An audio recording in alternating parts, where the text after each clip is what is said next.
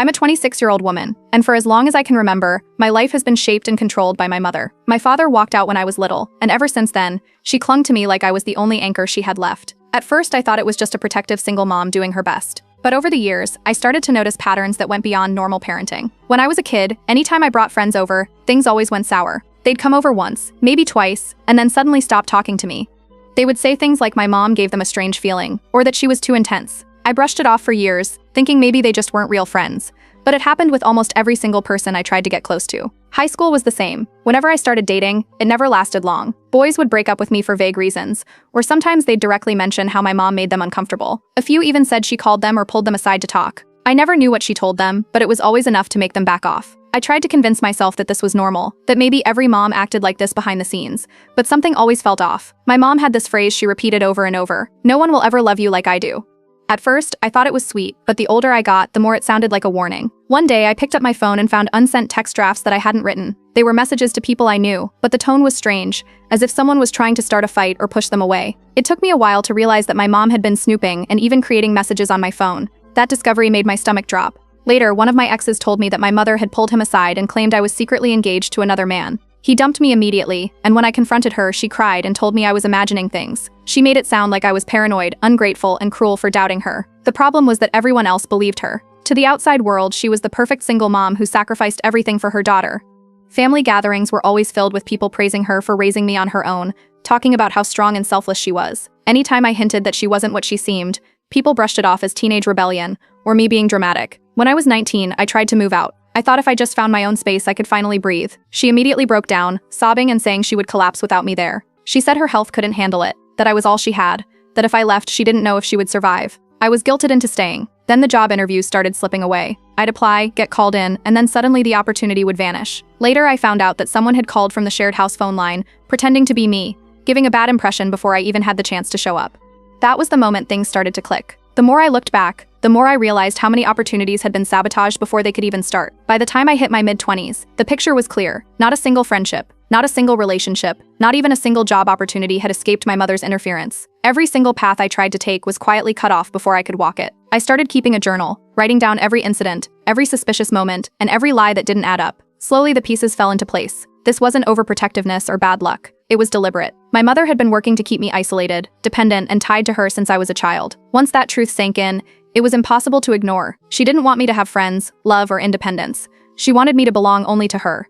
The phrase she repeated my entire life, "No one will ever love you like I do," wasn't devotion. It was a trap. That was when I decided that my revenge wouldn't be yelling, screaming, or trying to prove myself to people who would never believe me. It wouldn't be a dramatic fight or a final confrontation. My revenge would be quiet, precise, and absolute. I would outsmart her, leave without warning, and disappear from her life completely. I wanted her to wake up one day and realize that after all the years of control, sabotage, and manipulation, she no longer had me. She would have no explanation for the family, no lies to hide behind, and no daughter waiting at home to keep her company. She would finally face what she had spent years avoiding, the truth that she didn't own me. That resolution settled deep in my chest, and for the first time in my life, I felt clear. My plan wasn't to argue, wasn't to beg, wasn't to prove anything. My plan was to vanish, silently and completely, until the only thing she had left was the echo of her own control crumbling in front of everyone. I'm 26 now, and after years of strange patterns, the full picture finally started to show itself. The first cracks appeared when I noticed how often my mother's stories didn't match up with what people around me remembered. It started with something small. An old college friend reached out and casually mentioned a call they got years ago from my dorm phone, a call where I had supposedly insulted them. They were confused back then because the words didn't sound like me, but they believed it enough to keep their distance. I had never made that call. I didn't even know about it until much later, but suddenly a memory I'd written off as another failed friendship had an explanation. Then one of my exes admitted the real reason he broke up with me. At the time, he had accused me of being unfaithful and wouldn't believe me no matter what I said. Now he confessed that my mother had shown him proof, texts that looked like they came from my number, messages where I supposedly talked about another guy. He didn't know how she had them, but they were convincing enough to end things instantly. Hearing that years later, it all lined up. I began to test things on my own. I told my mother about fake plans, small details I made up just to see what would happen. One day I mentioned grabbing dinner with a coworker. I hadn't planned anything, just wanted to see if she'd react. Within 2 days, that coworker stopped talking to me. They avoided eye contact, kept conversations short, and then pulled away completely. That was when I knew. She had called them, maybe pretending to be me, maybe whispering lies, but whatever she did, it worked. Once I started paying attention, the scale of it was hard to miss. It wasn't just phone calls or lies, it had been everything, since childhood. I remembered how letters from pen pals never arrived, or how my best friend in middle school suddenly stopped writing to me. Back then, I thought people just lost interest. Now I wondered if those letters had been intercepted. The realization made me physically sick, but I learned to keep my face calm. At home, I acted the same. Smiled at her stories, nodded along, laughed when she wanted me to laugh. On the outside, I was the devoted daughter. On the inside, I was building something new. The first step was money. I went to the bank and quietly opened an account in my own name, separate from the one she had access to. I deposited small amounts from my paychecks. Never enough for her to notice, but just enough to start building something private. It felt like hiding scraps of food away, preparing for the day I could finally run. Next, I created a new email account. I didn't use my home Wi-Fi, just in case she tracked it somehow. I made it at a library computer, set the recovery phone number to one she didn't know, and kept it hidden. From there, I started applying for jobs again. But this time I used the email and a friend's mailing address. Anything that came through wouldn't touch the house. At home, I let her think I was unmotivated, that I was failing. Whenever she asked about applications, I shrugged and told her nothing had worked out. She would pat my hand and tell me it was okay, because I didn't need anyone but her. She believed she had me exactly where she wanted me, but every day I was slipping further away. I also started moving little things out of the house. Nothing big at first, just papers, a few keepsakes, anything I couldn't risk her holding hostage if things went wrong. I'd put them in a tote bag when I left for work, and quietly store them at a friend's place. Over time, it added up. My grandmother's quilt, a few pieces of jewelry, letters I actually did receive but hid. All of it went out one trip at a time. I learned to overcompensate whenever she grew suspicious. If she mentioned that I seemed distant, I would throw my arms around her or spend the evening watching a movie with her. It lowered her guard, made her believe I was still attached. The more she thought I needed her, the less she dug around. The biggest confirmation came when she staged her own trap. I told her once that a friend from work might come by to drop something off. That friend didn't exist. I waited to see what she would do. Sure enough, later that night she asked me strange questions, what this person looked like, how long I'd known them, whether they were trustworthy. Her curiosity was never innocent. Within days, the imaginary friend became a ghost I could no longer reach. She must have tried to chase them off somehow, even though there was never anyone there to begin with. It proved that her control wasn't accidental. She was constantly on alert, constantly looking for ways to cut off anyone who might get close. While all this was happening, I kept track in my journal. Every date, every phone call, every lie that unraveled, I wrote it down. It gave me a map of her behavior, proof that this wasn't in my head. Patterns appeared. She always made her moves within 48 hours of me mentioning someone. She often called workplaces pretending to be me, and she used tears whenever I confronted her. She was consistent, almost mechanical in the way she sabotaged my life. The more evidence I gathered, the more careful I became. I didn't rush. I let weeks pass between each step so it looked natural. My plan wasn't just to leave, but to make sure she never saw it coming. I built up savings in the hidden account, little by little. I bought a prepaid phone and tucked it away in my car, ready to replace the one she always snooped through. I started scanning job boards for positions in other cities, places where no one knew me, places she couldn't touch. At home, she thought I was lazy, dependent, still her little girl who would never go. She didn't know about the documents already out of the house, the money slowly growing, the job applications under a new name and address. She didn't know that when she looked at me and saw obedience, what she was really looking at was her own blind spot. By the end of those months, I knew she still believed I was trapped. But she was wrong. I was already slipping free, one secret at a time, and the day would come when she would wake up and realize she had nothing left to hold on to. That was the start of my plan, to let her think she won, while quietly pulling every piece of my life out from under her control. She never saw the cracks forming, but I knew the walls she built around me were already collapsing. Landing the job felt like the first real step forward. It wasn't glamorous, just an office position with steady hours, but it was mine. I didn't tell my mother, of course. At home, I acted like another rejection had come in the mail. I shrugged and muttered that maybe I wasn't cut out for it. She patted my hand and reminded me I didn't need anyone else, that she'd always take care of me. Meanwhile, I set my alarm early and left the house dressed as if I was just heading out for another interview. By the time she made her coffee, I was already on the bus to work. The job came with its own paycheck, and for the first time, money went directly into the hidden account she didn't know existed. Seeing that balance grow felt like watching a door slowly unlock. Every dollar was another inch of distance. With money coming in, I looked for a place of my own. I found a small studio not far from work. It was tiny, just one room, a bathroom, and a kitchenette, but it was safe. I rented it under my new email, paid the deposit, and moved in furniture I picked up from thrift stores. Most of it was secondhand, a sofa with faded fabric, a chip dresser, and a mattress that fit just right against the wall. None of it would have stood out at home, and I carried everything in small pieces, never enough for her to notice something missing. At first, my absences needed excuses. I told her I'd been taking long walks to clear my head, or staying late at the library. In reality, I was ferrying my belongings one bag at a time. I carried clothes rolled tight, kitchenware wrapped in towels, even a few books hidden under grocery bags. Each trip, I placed the items carefully in the studio until it started to look like someone actually lived there. The first paycheck from the new job went entirely into savings.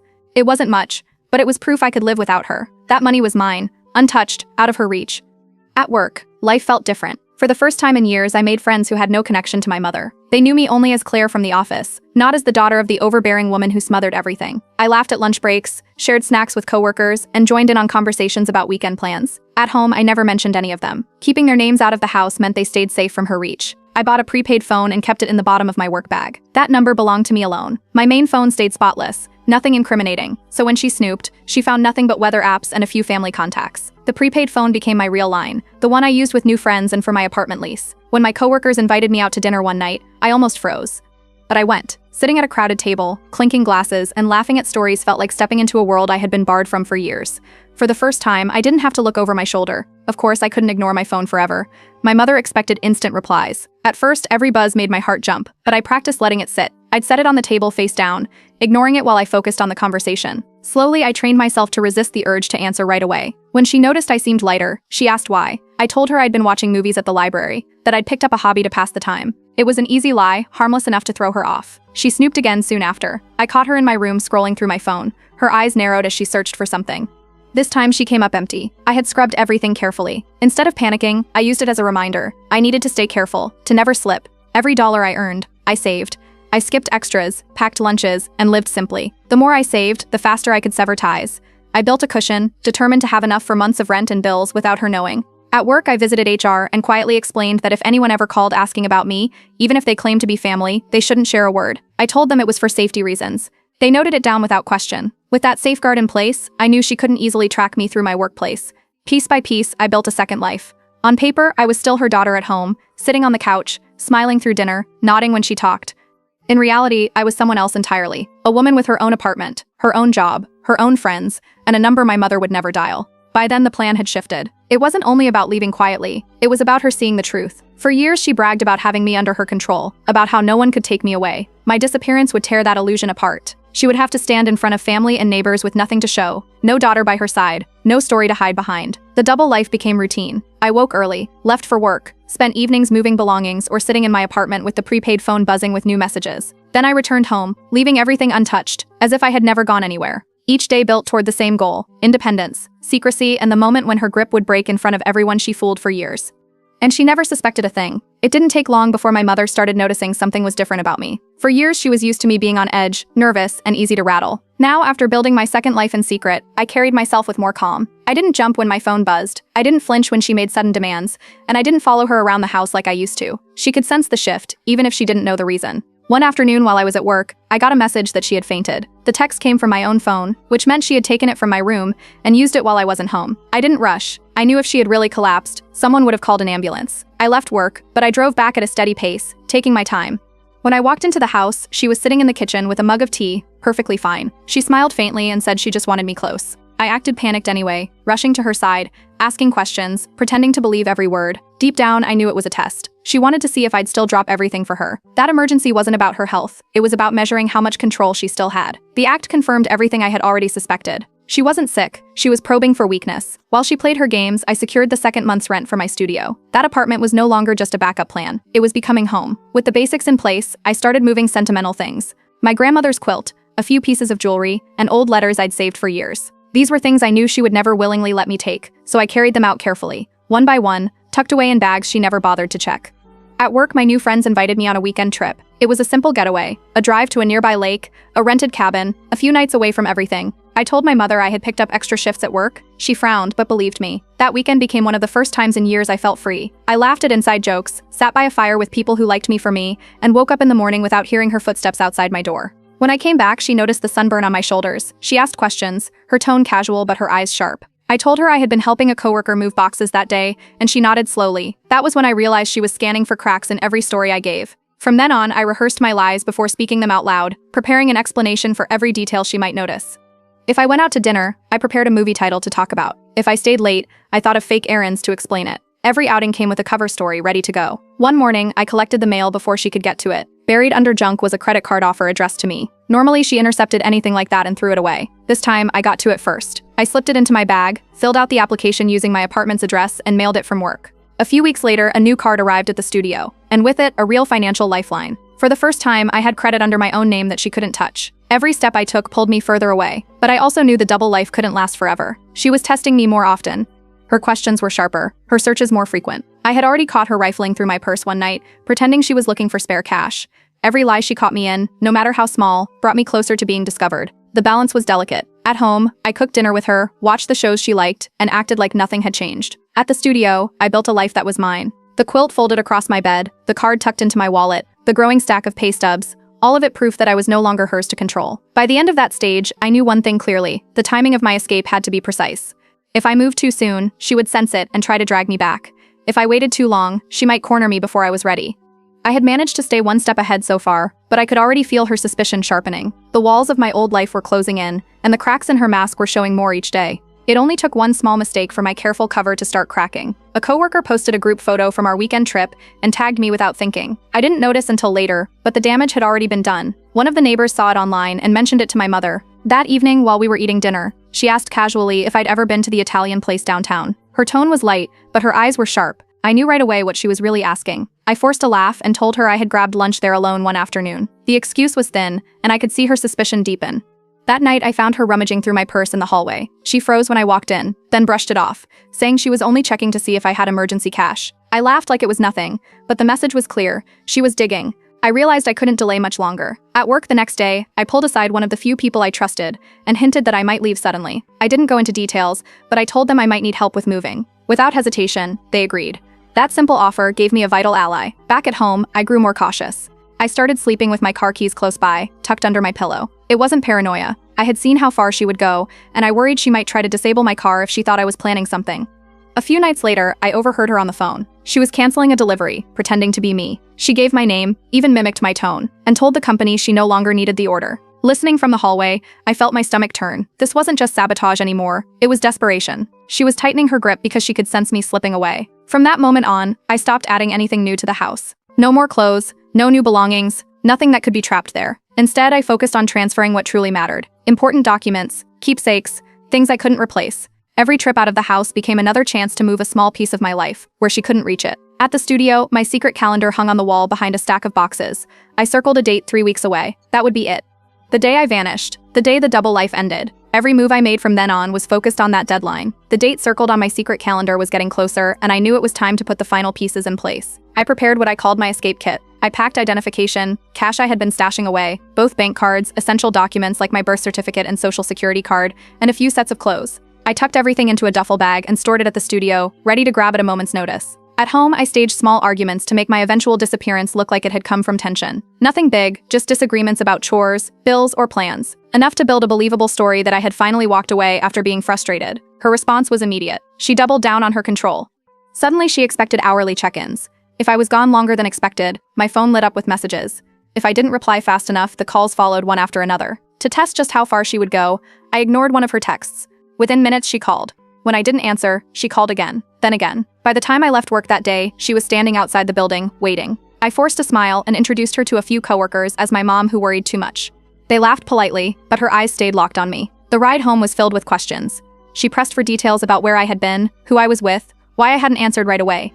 I laughed it off, changed the subject, and pretended I thought she was just being protective. But I knew her paranoia was climbing higher every day. I started storing extra clothes and toiletries at the studio. Toothbrush, shampoo, spare shoes, things I wouldn't have to pack in a rush when the time came. Slowly, the apartment became fully stocked, a place I could walk into and stay without needing anything from the house again. One evening, I left my main phone at home charging and walked out with only my prepaid. At the studio, I cooked a simple meal, sat on the sofa, and listened to music without worrying who might barge in. Hours passed before I even thought about the time. By the time I returned home, it was late. She was furious. She claimed she thought I had been kidnapped. I apologized calmly, making sure my face showed guilt. She needed to believe she still had power over me. Behind the scenes, I arranged the moving truck under my coworker's name. That way nothing could be traced back to me directly. The truck would be ready on the day I had chosen. Every step was planned to minimize risk. I left no paper trail, no receipts in my car, no messages that could reveal my studio's location. By then, everything was in place. The escape kit sat waiting at the studio. The moving truck was booked. Spare clothes and supplies were already stored away. My job knew to ignore anyone who called pretending to be me. My savings account was enough to survive on my own. The plan was locked. Quiet, fast, final. The morning of my escape started before dawn. I slipped out of bed quietly, showered, and dressed like it was any normal day. My duffel bag, already packed with the essentials, documents, clothes, cash, and cards, went into the trunk of my car. I left my bedroom looking exactly as it always did. Clothes on the floor, shoes by the dresser, my phone plugged in and charging. Nothing looked unusual. At breakfast, I sat across from my mother while she talked about chores, errands, and what she wanted done that weekend. I smiled, nodded, and ate my food like everything was normal. She had no idea it would be the last time we ever sat at that table together. When I arrived at work, I went straight to HR. I finalized the paperwork to lock in my new apartment address as my only contact information. My records were updated. No more ties back to the house. At lunch, my coworker drove me to the rented truck waiting in a lot nearby. We went together to the friend's place where I had been storing boxes of my things. Books, keepsakes, and valuables that I hadn't dared keep at home were loaded into the truck. By mid-afternoon, the studio was filled. The chipped dresser, secondhand sofa, and thrifted kitchenware were in place. Groceries lined the shelves. My grandmother's quilt was folded neatly at the foot of my bed. For the first time, the space looked alive. That evening, I parked a few blocks from my old street. The sun was low, casting shadows across the houses. I walked up to my front door one last time and slipped my house key under the welcome mat. I didn't knock. I didn't say goodbye. I just turned and walked away without looking back. Inside, my phone would continue to ring, buzzing with messages I would never answer. It would sit there on the charger, just like I left it, convincing her I was still around, until she realized I wasn't. Back at the apartment, I powered up my prepaid phone. The only people who got the number were my boss and my trusted coworker. No one else. Hours stretched into days. I stayed silent, ignoring the instinct to explain myself. Meanwhile, the calls began. My mother reached out to neighbors, relatives, anyone she thought might know where I was. No one had an answer because I hadn't given one. Eventually, there was a family gathering. My absence was obvious. Questions circled the room. Where was I? Why hadn't I come? What happened? She fumbled through excuses, claiming I was busy, unwell, or distracted. But her words didn't match the look on her face. Everyone could see it. For the first time, she wasn't in control. And just like that, the walls she had built around me collapsed. After years of sabotage and manipulation, she was left standing alone, forced to face the truth she never believed possible. I was gone, and there was nothing she could do to bring me back.